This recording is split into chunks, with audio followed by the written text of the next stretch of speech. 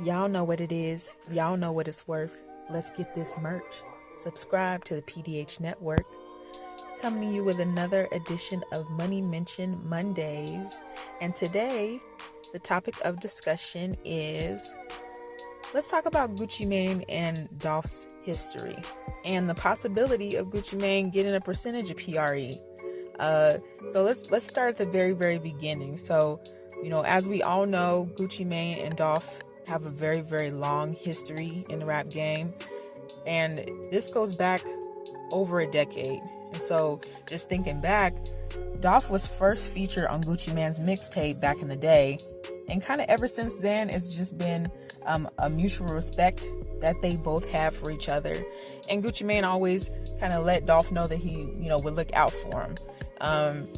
And there's even interviews that Dolph has where he talks about, all the respect that he does have for Gucci and all that he's learned from Gucci and other artists like Gucci, where they just know that they both like real artists, not with a bunch of fakery, and they know that they both go hard. And so they have that mutual respect.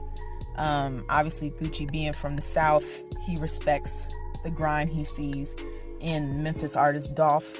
And so since they first collabed on that mixtape, then from then on, it was just a mutual bond that they had, and they have collabed throughout the years since then. I even remember seeing an interview that Dolph had where he talked about that he's gotten advice from Gucci, or Gucci just let him know about the importance of just staying focused and keeping on grinding and just getting to the bag. And so you're just thinking about where their relationship started. You can see it even in all the songs that they've done over the years. I mean, even going back in 2013, mixtape World War III that Gucci had, Young Dolph was featured on that mixtape for the song Quit. Then in that same year, East Atlanta Memphis mixtape, GucciMane and Dolph did a collab where they jointly did that mixtape together, and they had some bangers on that mixtape. I still remember that one, and I still go back to some of those tracks to this day. And so for them to do an entire mixtape together way back in 2013, that's almost 10 years ago, that lets you know how much they were really able to kind of bond in music, but then also in business. Because we know that music is built on the transactions of, okay, I'm working with you, you working with me, and we're going to release this music to the fans, and that's going to produce residuals. It's going to produce revenue for us. And so also, even in 2016, GucciMane, Bling Blonde Blur, that song, Dolph is on there too. And so that was all the way back in 2016. The next year, Young Dolph has another feature with Gucci. And so it's every year they working together in one way or another. Of course, after Young Dolph passed away, condolences, of course, to Young Dolph, his fans, his family and friends. The tribute that GucciMane put together for Dolph, Long Live Dolph. We know that was released last year.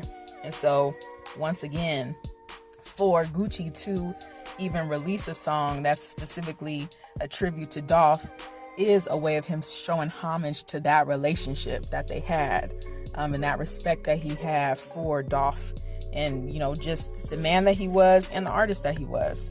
And even in the song, he's talking about the fact about just being an artist, being a rap artist and a trap artist, and the fact that it's a blessing, to live each day, because that it could go another way.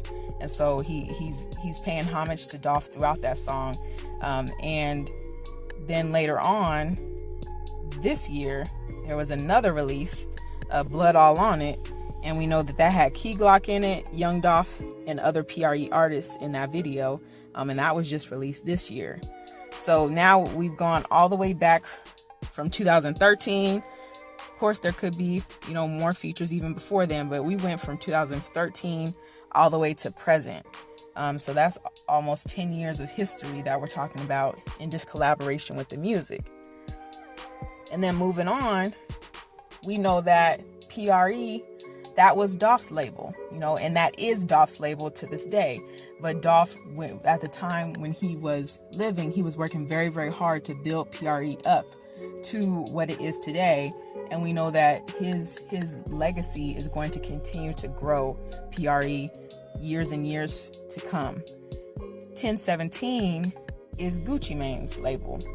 And so throughout the years, you have these two heads of these two labels that are collabing too. So the artists on both of those labels have collabed together as well. So again, this is circling back to what? The bond between the two heads of those two labels, and of those groups of artists. So we know that, with both P.R.E and 1017 having all that talent on both sides, it makes sense that there would be a lot of collab going on and, music being done together. And so even just noting a couple songs, that we've all kind of seen throughout the years, Key Glock was on No Love with Gucci and Big Scar. Key Glock also featured with Big Scar on Memphis Made. That one was it was an unreleased song, but we all heard it. It was hard too. GucciMane's Lifers, Key Glock and Fujiano was on that track. And so we see it's a whole bunch of cross collabing going on, between 1017 and between P.R.E. And there's a mutual kind of respect going on between even the individual artists on both labels, and lots of music being made together. And so it just kind of all speaks to how that tie is very, very strong when it's trickling down to even the artists on both labels, under Dolph with P.R.E and under Gucci with 1017. And then even as we mentioned last week, it was mentioned last week on a video that 1017 and P.R.E artists even haven't seen partying together lately. You know what I mean? So, they get into the bag together, they out partying together, popping bottles.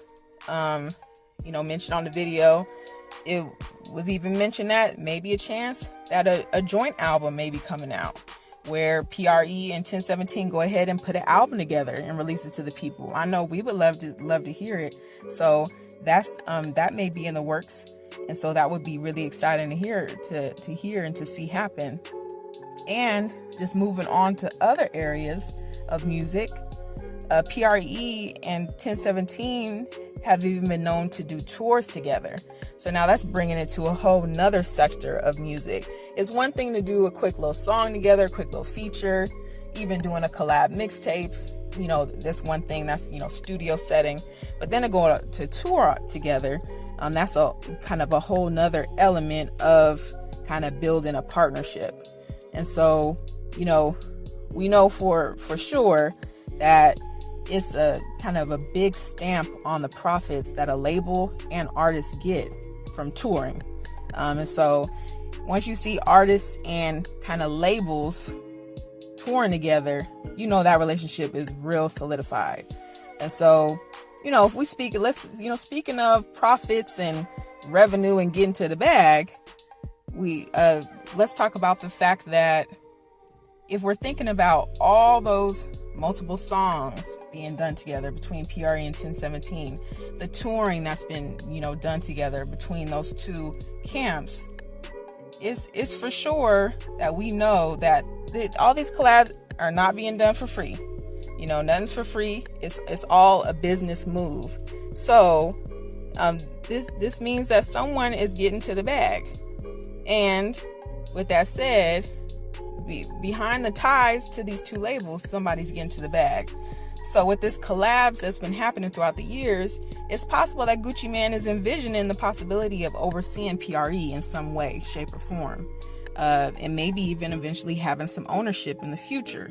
So, based on the long-term relationship that Gucci and Dolph have, the question is, just how much of a percentage would Daddy Yo be willing to transfer over to Gucci? What type of percentage? What would that look like? How large would the percentage be that Daddy Yo would be willing to transfer over? only time will tell. We're going to see and keep watching and seeing what moves are made. Once again, this has been an edition of Money Mention Mondays. And as always, y'all know what it is. Y'all know what it's worth. Let's get this merch. Subscribe to the PDH Network.